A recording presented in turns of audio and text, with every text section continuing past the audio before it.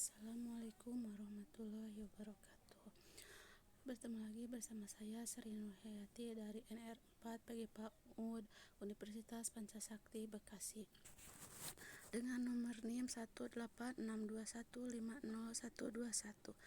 Di sini saya akan memaparkan tentang perkembangan fisik motorik melalui permainan kreatif untuk memenuhi tugas UAS semester 1 mata kuliah perkembangan anak usia dini yang diampu oleh Ibu Rijawati MSI. Permainan kreatif digunakan sebagai dasar untuk merancang sebuah kurikulum yang disebut dengan model kurikulum permainan kreatif. Secara teoritis, model ini berpijak pada teori perkembangan Jean Piaget. Menurut Komite Kebijakan Laboratorium Perkembangan Anak tahun 1985, pengoptimalan perkembangan anak yang dicapai melalui 1. Nilai diri dan kepercayaan, 2. Kepercayaan, tanggung jawab, dan kepedulian terhadap sesama, 3. Hubungan interpersonal dan keterampilan komunikasi yang efektif, 4. Kemampuan untuk bersikap secara mandiri dan mengembangkan kontrol diri, kelima, keterampilan untuk mengemukakan gagasan dan perasaan, 6. Pemahaman dan pengelolaan informasi tentang lingkungan, 7. Pemerolehan dan penggunaan keterampilan untuk memecahkan masalah, 8. Rasa ingin tahu tentang dunia di sekitarnya dan belajar bereksplorasi. Permainan kreatif akan mendorong kebutuhan anak untuk secara aktif dan berinteraksi dan terlibat dengan lingkungan fisiknya. Permainan kreatif akan mendukung perkembangan fisik motorik anak dalam beberapa aspek. Perkembangan fisik pada anak ditandai berkembangnya keterampilan motorik kasar maupun halus, seperti pada anak 3 tahun yang sudah harus bisa berjalan dengan baik dan sekitar 4 tahun hampir menguasai cara berjalan orang dewasa.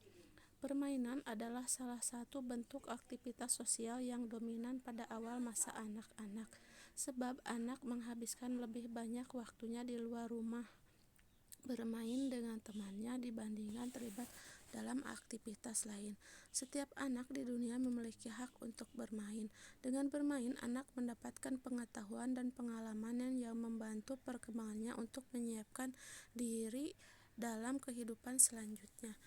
Para ahli pendidikan menganggap bahwa bermain sebagai kegiatan yang memiliki nilai praktis. Menurut Sukirman dalam Edi Waspada tahun 2014, bahwa definisi permainan tradisional adalah permainan anak-anak dari bahan sederhana sesuai aspek budaya dalam kehidupan masyarakat. Selain itu, permainan tradisional juga merupakan sebuah kegiatan rekreatif yang hanya bertujuan untuk menghibur diri, tetapi juga sebagai alat untuk memelihara hubungan kenyamanan sosial. Adapun salah satu permainan tradisional seperti permainan congklak atau dakon. Bermain congklak dapat melatih anak-anak pandai dalam berhitung. Selain itu, anak bermain congklak harus pandai membuat strategi agar bisa memenangkan permainan. Permainan congklak dalam bahasa Sunda ini biasa dimainkan oleh 2 anak. Permainan dakon menggunakan papan uang yang disebut papan congklak atau dakon, tetapi pada masa sekarang ini banyak terbuat dari plastik. Ukurannya terdiri dari 16 lubang untuk menyimpan biji congklak. Ke-14 lubang tersebut saling berhadapan dan 2 lubang besar di kedua sisinya. Kemudian anak-anak membutuhkan 98 biji dakon.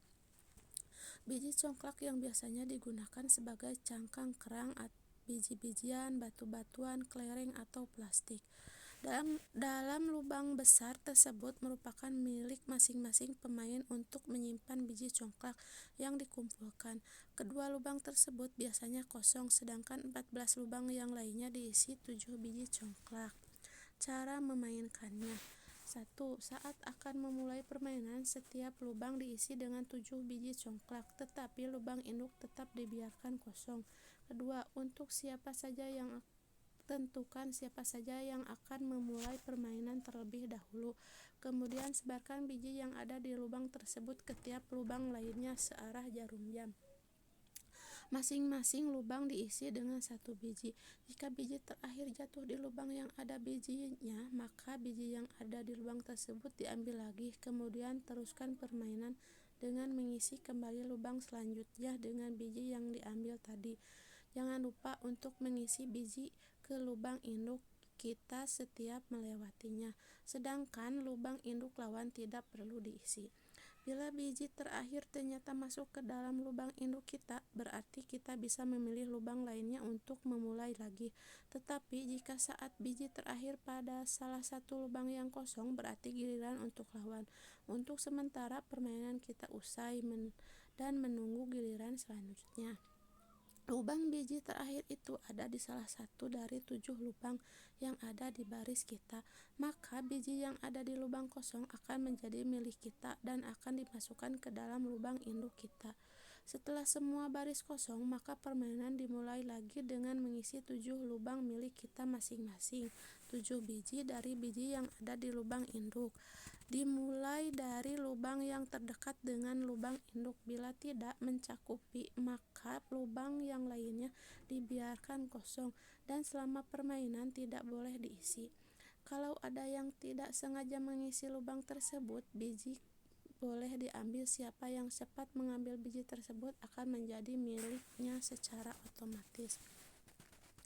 Dari permainan congklak atau dakon dapat mengembangkan berbagai aspek yang akan dikembangkan pada anak, diantaranya A. Melatih kemampuan motorik halus anak, B. Melatih kesabaran dan ketelitian emosional, C. Melatih jiwa sportivitas, D. Melatih kemampuan menganalisa atau kognitif, E.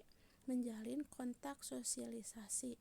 Faktor ini yang paling penting dalam permainan ini karena dilakukan secara bersama-sama, maka akan terjalin suatu kontak sosial antar pemain. Dari pemaparan saya dicukupkan sekian. Mohon maaf masih banyak kekurangannya. Wabillahi taufik wal hidayah. Wassalamualaikum warahmatullahi wabarakatuh.